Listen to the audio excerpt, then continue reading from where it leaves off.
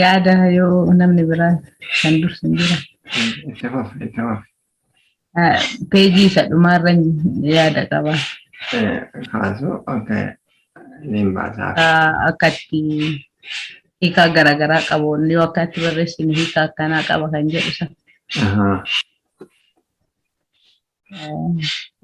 Asirra. As. Boruun jabaadha ka jedhuu fi boruun jabaadha ka jedhu.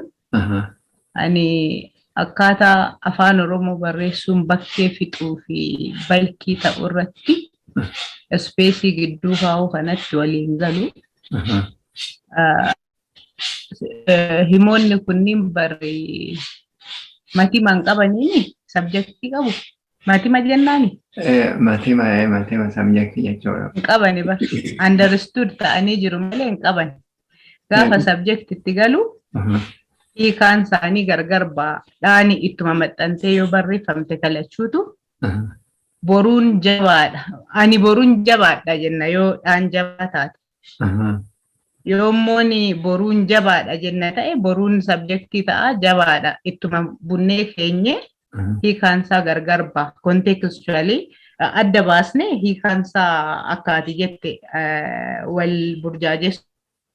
Garuu hima guutuu keessatti matimnis waan jiruuf eenyuun jecha akka jirru waan beekamuuf waan wal burjaajessu natti hin fakkaatu. Ani mataa kiyyaayyoon barreessu yeroo mana walitti baxxanseetiin barreessa. Tokkoffaa gaafa ispeesii galchinu gaafa gargar fageessinu duruu balkiidha ammallee isumatti da'aa deemna. Ani odoon akka tolee cufaayyuu bakkee dheeratuuf bakkee jabaatu osoo hudhaadhaan keenye natti tolaayyuu. Maaliif gaafa gabaarra baatu barreessisuu gaafa dhaqxu afaan Oromoo economic wise iyyuu baay'ee ulfaataadha ta'aa jira. Sanirratti osoo walii galle ani isa dheeraa kana qoodduu lamaa fi tokkoon osoo fayyadamne iyyuu natti tolaayyuu. Iddoo jabaatuu fi iddoo dheeratutti san keessa lixu. Kaammaa garuu osoo sabjektiin bira jiraate dhaan itti maxxanteetu barreeffamteetu waan burjaajessu tokko hin qabu. Kanaafuu ani akka itti meerri peejii sanaa deebise. Akka walitti maxxanfamee barreessuun barbaada. Niis yoo ta'e, dhaas yoo ta'e, hin yoo ta'e hundinuu walitti maxxanfamee yoo barreeffame birsagaan gargar baasnee ilaalla waan ta'eef birsaga hunda walitti yoo finne root wordiin yookaan jirmi isa kamii katti maxxane fuulduraan duubaan katti maxxane katti rarra'e kami kan jedhu Oromoo qulqulluu taanaan hundaafuu hin galaaf. Ani waan nama burjaajessu tokko qaban jedhu biyyan jiraadha biyyaan jiraadha jedha biyyaan hin jennu biyyan jiraadhan jedhaan amma yoo ana ta'e yaa biratti aallaman jiraatu biyyan jiraadhan siin jedha. Ani biyyan jiraadhan jedha biyyaan jiraadha maal jechuudha mee biyyaan jiraadha jechuun nu biratti shirkit isa jedhu sana bakka bu'a hin bulloofne jechuudha. Kanaaf jiraadha jechuun maal jechuudha? Jiraataadha jechuudha. Jiraa gosaa faayyannu biratti jiraa gosaa jechuun nama prominent. Jiraataadha jechuudha. Lakki jiraataa miti. Jiraa gosaa jiraa biyyaa. Jabaa jechuudha. Jabaa jechuudha. Okay. Ta'uu danda'a. Na biratti amma jiraadha yoo jette midhaan laallata midhaan daakamee hin bullaa'iniin jiraadha hin jirate jenna. Anyways biyyaan jiraadha yoon jedhe jiraadhum sanatti maxxansa eenyunni kan jiraata biyyaadha. Asitti garuu biyyan jiraadha jennee hin dhiifnu. Ani biyyan jiraadha, inni biyya jiraata, ati biyya jiraatta jennaami. Subjectii biraan biftee waan fiddee fi confuse godhe malee himni guutuun barreeffamnaan dhaan itti maxxantus gargar ba'uu maannoo hiikni isaa wal dhaanatti hin fakkaatu. Kitaaba qaraati. Kitaaba qaraati jedha. Isheedha miti? Isheen kitaaba qaraati. Kitaaba baratti jechuudha. Eenyu kan kitaaba qaraatu? Nama. Kitaaba qaraati bakka hin barataa jirti jechuudha. Akkasitti yoo dhufte. As dhuftee immoo kitaaba qaraati. Kuni kitaaba qaraati. Waan biraan biste qabdaaf wal burjaajeesse malee walitti maxxanee yoo barraa'in jedhaani. Waan nu rakkisuun qabuun jedhaan gama kiyya dhiifama. Asuma irrattanis waa jedhu. Gaariidha. Egaa dhuguma akkuma seenaan jette otoo himni sun guutuu ta'ee maaliif nu dabalee nu deebisee isuma ammaatti. Yeroo dhiisu akka foollee keenya mul'atuuf namni haasaa akka mul'atuuf haa ta'u. Side by side gochuu dandeessa. Maalinni otoo guutuutu amma fakkeenyaaf isa kan seenaan jetteetti itti maxxanuu qaban jedhan gama kootiin. Kuni egaa ani beeku warra biyya keessa jiran keessattuu yuunivarsiitiiwwan yeroo ammaa kana nu baay'ateef akka duratti ani karaa kanan deeman jennu qoratamaa itti deemama akka ta'utti saayintifikalii akka ta'utti gochuun danda'ama. Ammaaf garuu akkuma seenaan jette odoo matima qabaate amma fakkeenyaaf ani isa dhumaan kaasa. Nama maraatu. Inni kun nama maraatuun arge yoo jedhe arge inni jedhu qofaan waan sana waan ibsuuf isa kanarraa nama maraatu beeka. Nama maratu innu nama mara jechuun nama baay'ee jechuudha. Nama hunda jechuudha. Nama maratu beeka. Beekaan sun yoo itti dabalame totally hiikni lamaaniyyuu ifatti ba'a. Nama maraatuun arge yoo jedhe. Kanaaf guutuu hin taanee fi adda baasuun nu dhibe malee maxxanuu isaa miti kan rakkina fidu. Ani jechoonni ciccittuu akkasii kun qobaatti barreeffamuu ishee amma tiin qobaatti barreeffamuun qabuun jedha. Kitaaba qaraati. Okay. Kanaaf isaan akkasii kun otoo maxxanfamanii barreeffamanii irra gaarii ta'a. Qobaa isaaniitti kan kennanii otoo hiika kennanii tii yoon jedhe amma maal inni qobaa isaatti hiika. Arrabsuudha. Kanaaf isa kan akkanumatti akkuma yaaduma ishee deeggaruufanii kaan immoo yoo tokko tokkoon finne malee amma wantichi abbabaan jedheera. Waan dhuguma qoratamuu qabu waan gaariitu dhiyaate gadi fageessine qoratamee keessattuu yuunivarsiitonni assaayimentii kana fudhachuu qabuun jedha. Yuunivarsiitiin amma jiran kun. Maaliif gaadha isaan qoratanii akkaataa ta'uu qabu gochuu danda'u. Malee warra amma waa'ee maxxantuu waa'ee rarraatota kana akkanuma haasofne akkana ta'uu qabna inni bira dabarre hin ta'u natti fakkaata. Qoratamuu qabu kana gaa akkamitti akka qoratanii lafa kaan yuunivarsiitotatu beekaa maaliif uummata keessa jiru. Ummata waliin jiru aadaa isaa keessa jiru akkasittiin yoo godhame malee ammuma yoo kana jennee bira dabarre xinnoo nu rakkisa natti fakkaata gabaabumatti. Dhiifama waliin asirratti itti dabaluudhaaf anatu ammaan tana waan haaraan yoo jiraate quban qabaanneef malee yeroo wayii namni barattoota advaayis godhu jalaa hir'annaan anaallee barattoota naa kennanii turanii. Kan dura baradheen alatti akka walitti fiin fakkeenyaaf kophaa kan dhaabanne ebeluu fi ebeluu kan jettu sun kophaa duratti nuti waan wal qabsiisnu gidduutti barreessina turre fi booddee keessa sarkulaarii haa ta'uu kitaaba giraamarii haa ta'uu ani egaa biraanchi afaan oromoo irraa miti afaan ingiliziitiin barsiisa. Yeroo sanitti isaan irraa instructionii fudhadhee ka'eeti kan ijoollee advice godhee wannoo jedheeti akka kanaan walitti maxxan haga hiikaa wanta sanaa fi seera qubeessuu afaan oromoo hin faallessinetti walitti maxxansina. Amma example fakkeenya qabatamaa fiduu sammuu keessaa nan qabu dursa toon beekee barbaadeen dhufaayyuu gaaf tokko walitti finna yoo jenne qubee sadii walitti kan nu jala aansu dubbachiistuu sadii dubbifamaa sadii kan nu jala taasisutu jiraata. Gaaf sana walirraa fageessinee barreessuu dandeenya. Darbee na mudata gaafan barreessu yoon akka sakaanii walitti maxxansee barreessa jedhe sirna qubeessuu afaan oromootiin kan wal faallessu jira. Gaaf hudhaan fayyadama. Gaaf space kenneetiin gargar fageessee barreessa. Yoo akkas nu jalaa ta'e malee yeroo baay'ee Oromoon afaan Oromootti afaan hiikkate walitti maxxansee barreesseedhaa fi kaansaa hin burjaajessu. Kabiramaa inni isaan akka itti barreessanii beekan amma maaltu nu barbaachisa barsiisota currently university irra barsiisaa jiran affeeruu nu barbaachisa akkamitti fayyadamaa jirtu namoonni egaa maaliif akka wannoo jedhan beeku iyyaafadheen dadhabe biizii haa ta'anii hirmaachuu kanarratti maaliif akka duubatti nu jalaa jedhan beeku at least nama tokko soo qabaanne warra afaan oromoo barsiisan akkamitti amma barsiisaa jirtu kan jedhu san irratti akka nu gargaaranii jabaannii nama takkaas dabalachuu qabna. Dr. Alimaa jedheen tureyyuu ishiin linguistiksiin baradhe booddee keessa jirte digirii jalqabaatiin afaan oromoo baratte malee kanaan alatti maal jechuuf hin tureyyuu fi ammaani kan hin gaafachuu barbaade garaagarummaan fi tokko qabduu fi lama qabduu maalidha tajaajila keessatti an akka naa galutti intoneeshinii indicate gooti. Ani fi ati jenna gaafa dubbannu.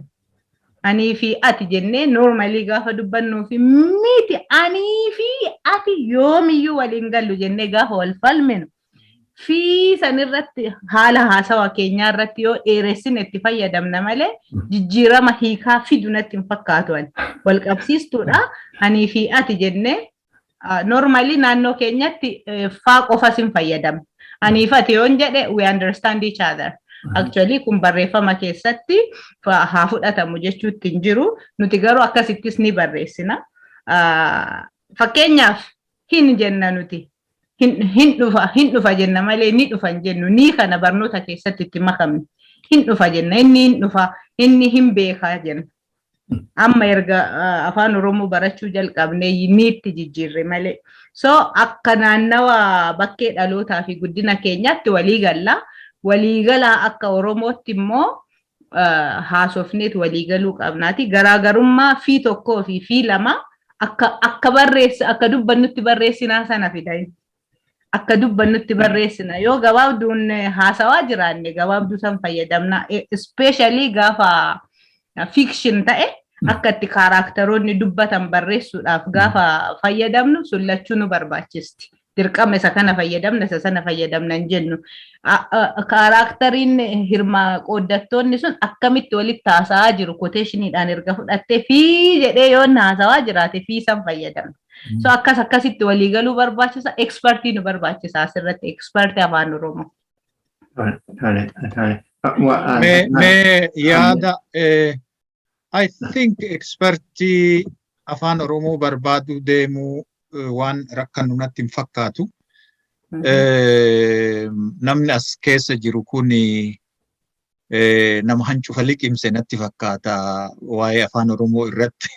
Kanaafuyyuu expertii biraatii fi dhiifnee bira dabarraa yaanni jedhu ana biratti fudhatama hin qabu. Yookiin yuunivarsiitii qofaatu kanarratti beekumtii qaba ka jedhus tariigaa qubee kana inuuyyuu bari keessattuu addi bilisummaa oromoo yeroo qubee kana fidee dhufu namoonni hedduun qubee kanaan moyxannoo bara dheeraa qabanis akka jiran beekuun warrumtu yuunivarsiitii keessa jiran kunuyyuu achirraa qadhaabatanii barachuu isaaniituyyuu yaadachuun gaarii natti fakkaata. Kanaaf ekspertoota yookiin hayyoota biraatiif hin bulchinu. Garuu wanni godhaa jirru kunis qaama qormaataa ta'uu isaa quudhuun barbaachisaa natti fakkaata. Amma yaadni tamaam dhiyeesse kuni yaada bilchaataa bara dheeraa muuxannoo bara dheeraa keessaa madde jalqaba addi bilisummaa Oromoo yeroo qubeen sun dhufus qubee kana wanni kun kakka'aa ture seerri isaree lafa kakkaayamaa ture barruu amma Hayilee Fiidaafaa barreessan san keessatti illee wanni kun kakka'aa ture. Kanaaf amma abba hima jiraachuu dhabuun maatima jedhama saabjekti. Abba himan jedhaani abba himni asirratti jiraachuu dhabuun isaa optional afaan Oromoo keessatti dirqiidhaan abba himaa achi kaa'uun qabdu. Maalifi understood. Kanaafuu akkuma afaan Oromoo wanni characterize godhaa tokko ka adda taasisaa tokko abba hima isaa dirqiidhaan achi kaa'uu hin qabdu. Dubbimarraa eenyu akka ta'e hubattaa jechuudha. Kanaafuu I think yaanni amma dhiyaate kun hedduu bilchaataadha. Ani akkasittiin amana. Kanaafuu ispeesii yookiin immoo qusachuu qabna ka jedhu kun ispeesiin maal rakkoodha. Haga ammaa rakkoo natti hin fakkaatu ani. Akka gaariitti barreessuu fi akka gaariitti dhaamsa isaa dabarsuudha malee qulqullinni afaanii eegu malee ispeesiin rakkoo natti hin fakkaatu. So akkasitti osoo laallee gaarii natti fakkaata. Ekspertii biraatiif beellamuun nurra hin jiraatu. Achirratti dhiifama naa godhaate expert gaafan jedhu actually qubeen isin irraa akka nutti dhufe dagadheetii miti. Biyya keessatti barattoota kumaatamaa fi miliyoonotaan oomishaa jiranii. Akkamitti akka barattoota waliin karantilii fayyadamaa jiraniin wal duukaa deemuu nu barbaachisaadhaaf malee saayinsii as jiru isin barsiisna jechuu barbaadeetii miti. Akka isin harkaa fudhannee nu baranne nin beeka. I recognize that one and I appreciate and I thank all of them.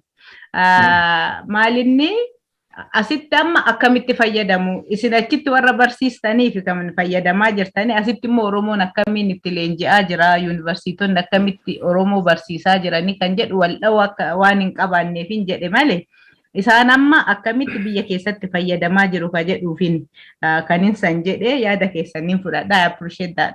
Kabira immoo Oromoon afaan Oromootti afaan hiikkate yoo dhaanis tiinis kan itti maxxane marti itti maxxanee dhufee nun burjaajessu kan hin jedhe ka ammas hin jettan jechuu kiyya.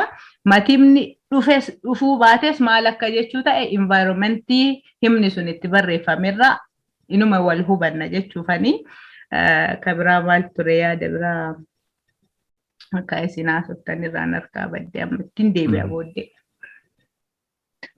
Yeah, I'm sorry.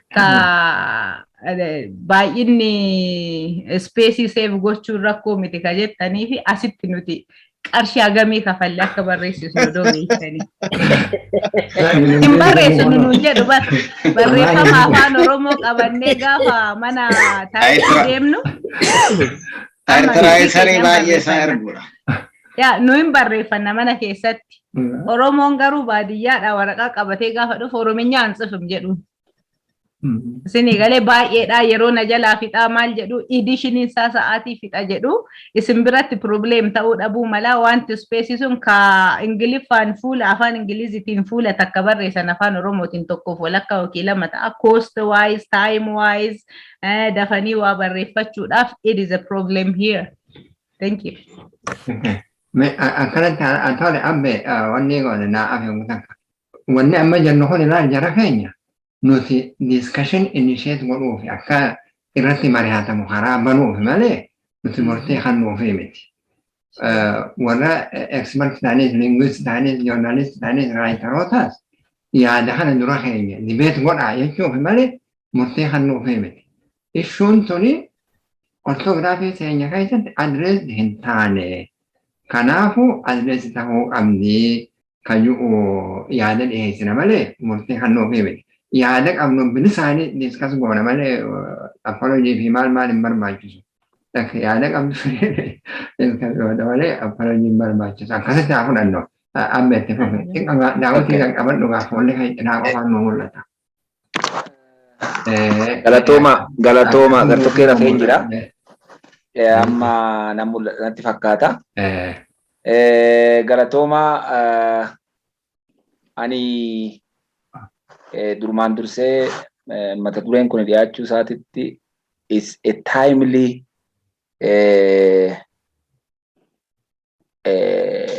yaada yeroon isaa barbaadu jedheen fudhadha.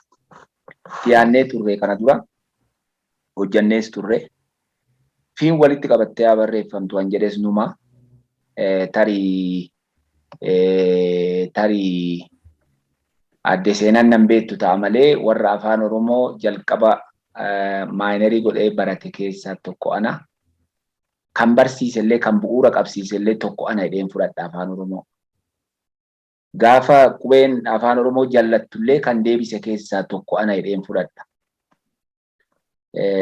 Gaafa laaggiin fidanii laaggiin san bakkatti deebisnee wannoo jenne keessaa tokko ana. Of jejuuf miti dhuguma jiruun lafa kaa'aa jira jechuudha. Karantilee rakkoon jiru tokko kana. Amma nuti waa'ee barreeffamaa yoo yaadnu, waa'ee haasa'aa yoo yaadnu, wanti garaagarummaan jira. Written language fi spoken language addaan. Written language fi spoken language maaltu adda godha yoo jenne, spoken language bira jirraa gesturii adda addaatiinis kun harkaanis akkana jechaan jira. Kanaanis walii galla. Bakka nan hin jirretti qulqulleessee yaada nani qabu san dabarsuu danda'uu qaba barreeffamni koo. Isa san immoo jechatti fayyadamu. Jechi maali? Ani amma leeksikogiraaferiidha. Leeksikogiraaferiidha hoon jedhu maalinni dikshinerii nama barreessu, dikshineriin barreessa.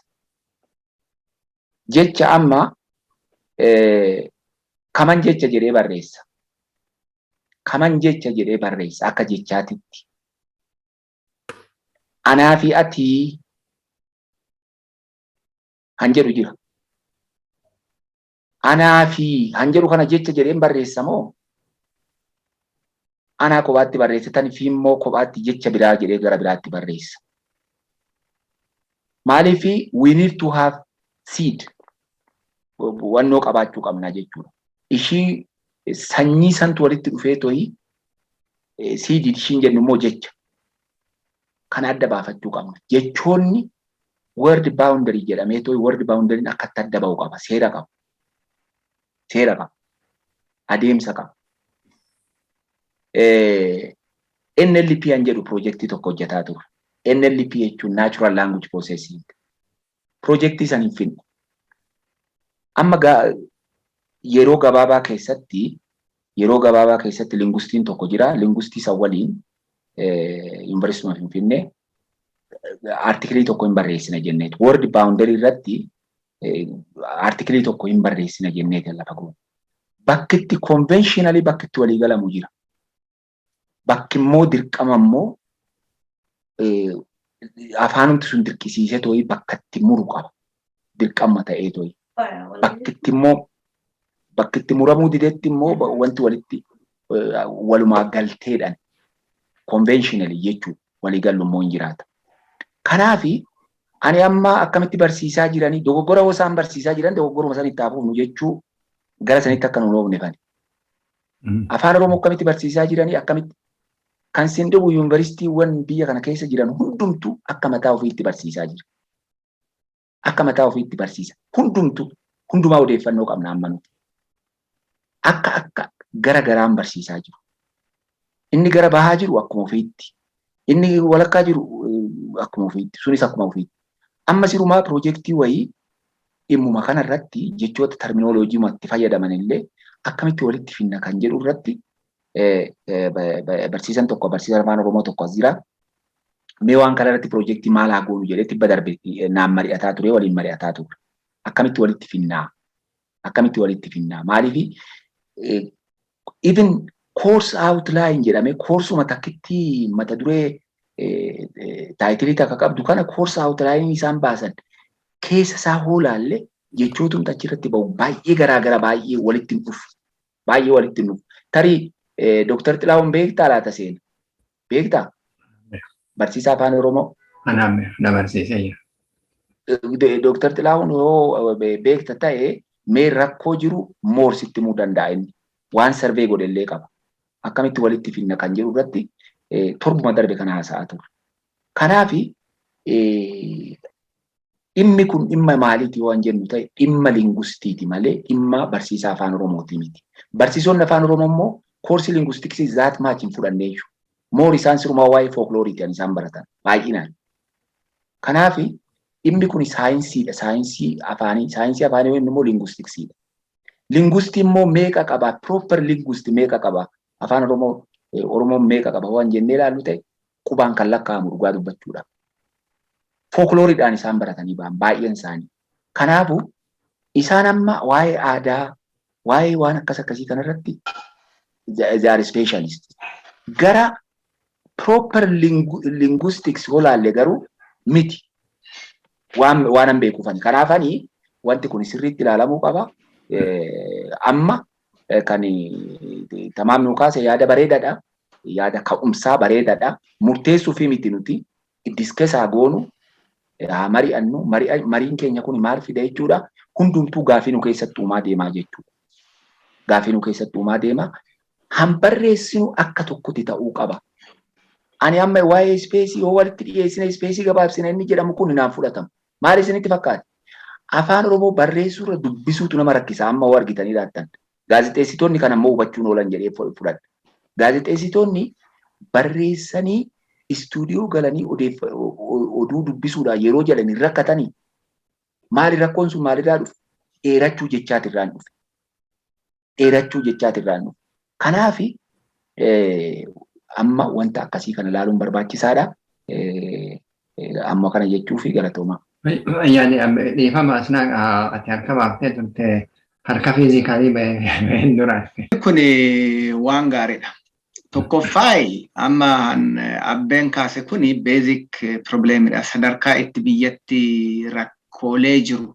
Nu amma asii biyyatti hoo achi ilaallu yuunivarsiitiiwwan kun common curriculumii qabanii silabasii seentiraal ministeerri barnootaa baaseef yookaan biiroon barnoota seentiraaliidhaa bahee yuunivarsiitiiwwan kun sanirratti bu'uureeffamanii yuunivarsiitiiwwan keessatti akkasumas manneen barumsaa keessatti barsiisan jennee fudhanna mataa keenya keessatti. Kanaaf biyya keessatti akkamitti barsiisuu waan jedhu kuni ka'e. So it's very interesting Abbabaan kaase kuni. Biyya biraatitti biyyoota amma guddatan kanatti afaan isaanii warra lamatu qajeelcha. Tokko instituushinii afaaniitu jira. Waa'ee afaanii qofa kan seera baasu jira.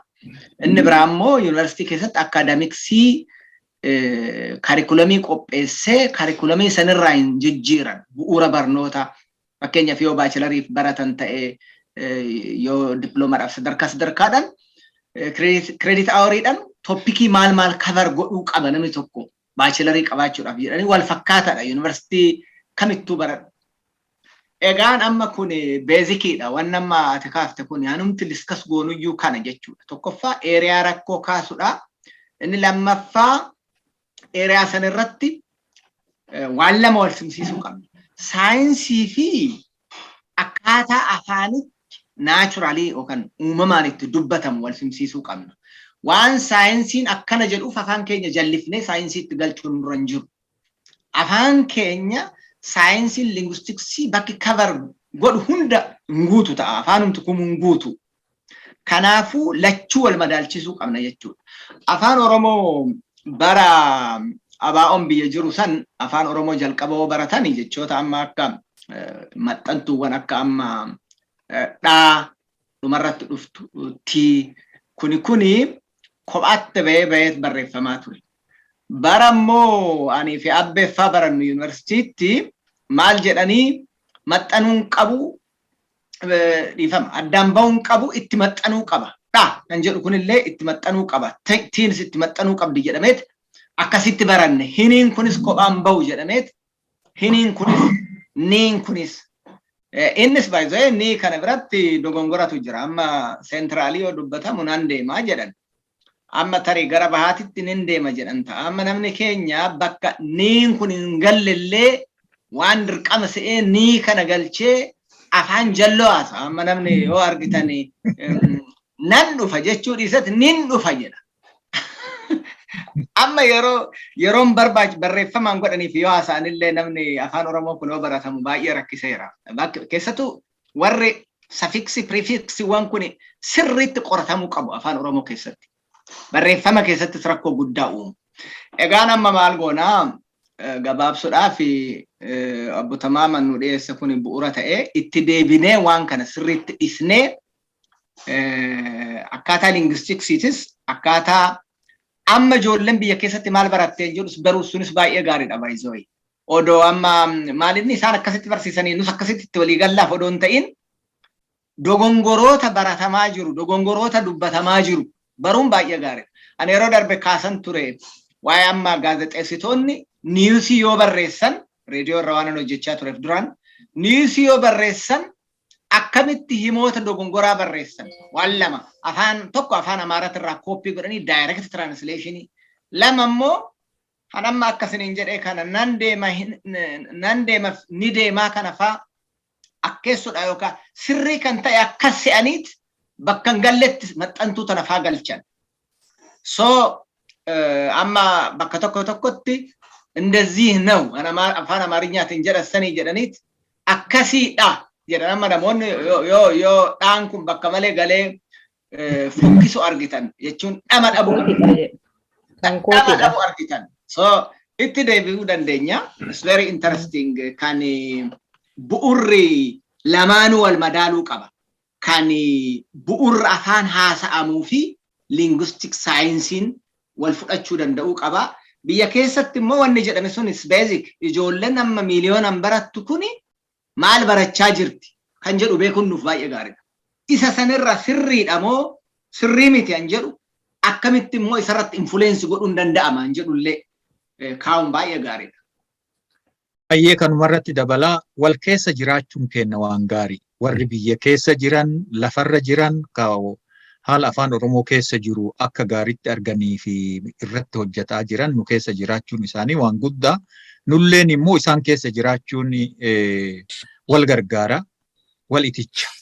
Kanaafuu qabxiin har'aa ka'e kuni bu'uura dhaanqee marii qabsiisuudha. Kanaafuyyuu torbaan itti aanutti tokko tokkoon babba'isinee irratti mari'achuu qabna. Hayyoota illee irratti afeeruun barbaachisaa ta'a warri biyya keessaa akka dabalannus yoo jiraate. Kanaafuyyuu amma odoo qophii har'aa kanuma irratti dhaabnee torbaan itti aanutti walitti deebinee gaarii natti fakkaata. Silaa'uu akka mul'atutti wanni har'atti waan dhumatu miti. Wanni amma dhiyeesse kun maatii dabartee African Annual Congress on African Linguistics kan University California qopheessu tokko globally kan irra wanta godhan achirratti dhiyeesseen ture. Waan achirra barreessan dhiyeessine amma maaliif afaan Ingiliziitiin barreeffamee dheeraadha. Feedbackiin isaa maal fakkaata? Feedbackiin marii irratti dhufe maal fakkaata? Feedbackiin amma waa'ee standardization irratti dubbachaa jirta. Biyya keessaa warri si hojii irratti hojjechaa jiru jiraayi naan jedhan. Biyya keessaa waa'ee koree wannaa sanatti kaasee amma hojii dhaabanii jiru malee jalqabanii turanii jedheen ture. Amma maal wanni kan seenaan kaafte waan beezii qabxuma lamaan kaasee fixanna. Ambiguity obbolumallee kakaasan ambiguity hambisuu kan jiru. Ambiguity hambisuudhaaf kan isin jettan kana qofaa miti. Toonii jira. Afaan akka Oromootitti toon qabna oguu dubbannu. Amma karaa mucacaaturraa numayis toon bakka toon itti nailuu jira. Ortograafiin keenya toon hin qabu. Amma boruun jabaadha. Boruun jabaadha kan jennu ambiguity isaa kan dabaafnu jabeessuu saniini. Ammoo wanni dhaaf akkatti jabeessu seera qubee keessa hin jiru. Wanni afur katabuu hin dandeenyu. Inni amma kan nuti dubbannu wanni yaaduu qabdani Oromoo itti dhalatee itti guddate san qofaa fi miti. Ijoollee diyaasporaa jirantu jiru maashinaan jira. Amma odoo abdii isaan irra dhufe hedduu gaarii ture. Guugilitti hogguu dhaqu. Guugil kontekstii hin beeku. Guugil jecha san laala. Kontekstii hunda guugilin guuruu hin dandeessu. Odoo waa'ee kiyyaa dubbataa jiruutiin boruun jabaadha jedha bar. Waa'ee nama biraa dubbataa jabaa isa jabaatu fayyadamuu hin dandeenyu. Waa'ee anaa dubbataa yoo jiraadhe boruun jabaadha jedha. Ati kontekstii dubbattaa bara. Kontekstii haa beeku. Nama afaan beekuutu kontekstii fayyadama. Namni afaan hin beekne maashinni kontekstii hin beeku. Akkamitti ambigueetu goonaa sana guddaan kan waa'ee fi san egzaampiliin sanii kan waan qoradharra amma anaaf siitu ramadame yoon jedhe anaaf siitu ramadame yoon jedhe maal jechuudha? Situ na waliin hojjechuuf ramadame jechuudha. Yookiin immoo situ ana jalatti ramadame jechuudha. Akka nama jedhe kanatti anaaf situ ramadame yoo jedhe ana biratti situ ramadame ka jedhuun hin understand godha. Actually anaaf situ bakka takkatti ramadame jechuu qaba. Ii tokko qabaachuu qaba bakka kanatti. Barreeffamaan yaadi dubbiidhanii miti. Barreeffamaan akkasitti olsii dhufe maal goote? Barreeffamaan anaaf situ ramadame yoo jedhe. Barreeffamaan. Situ na biratti ramadame jechuutti fudhadha. Siitu naaf ramadame jechuus. Siitu anaaf ramadame. Isuman jedhe bar situ na biratti ramadame jechuutti fudhadha. Yoo anaafi sihi ta'e immoo ii takkatti dabaleen barreessaa jedhee nu badhe. Waardiyyaa godhan waardiyyaa taatee na biratti ramadamtee jechuullee ta'a. Basaastuu taatee ramadamteellee ta'uu danda'an. Yeah, exactly. Inni anaaf wanni san amma kabiraa fiin kun kabiraa kan jiru kitaabni kun kan dhufe isaaf jenna. Isaaf. Fi qabaa mire? So fi kanaafi fi wanni san akkamitti adda baafta katabbiidhaan. That's contextual. Barreessitu sana ani ofii kiyyaa waan san irratti rakkoon qabu kanaaf ta'an beeku. Ani naa gala wanti barraa'ima. Waan goonu akkuma rakkiseen beeku bakkee sanitti. Ifirraan laalin warra kaan ilaalu. Amma argitee isin ijoollee isin bira jiran sammuu keessaa qabdu. Ani immoo ijoollee as jirtuun sammuu keessaa qaba. Rakkoon keenya kana ta'eeti. Maashina sammuu keessaa qabaadhu. Oguu Googleen translate godhuu deemu. Okay. Tole amma maashin wanni illee ammallee voice recognition afaaniin dubbanne akka kompiitarri katabu. Godhuu qabnaa mire afaan keenya at one point.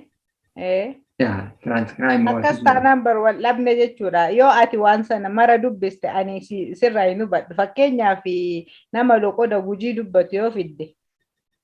I understand only up to 60 or 70%. Afaan Oromootiin dubbatu waan isaan jedhani haga 70 yoo baay'ate 75 caala nu hubadhu. Kanaafuu namni sun yoo Google'iif dubbise yoo maashinaaf dubbise gargar galle jedhe. Kana hambisuuf iyyuu marii godhaa jirra. Exactly. I think itti deebina waan kana.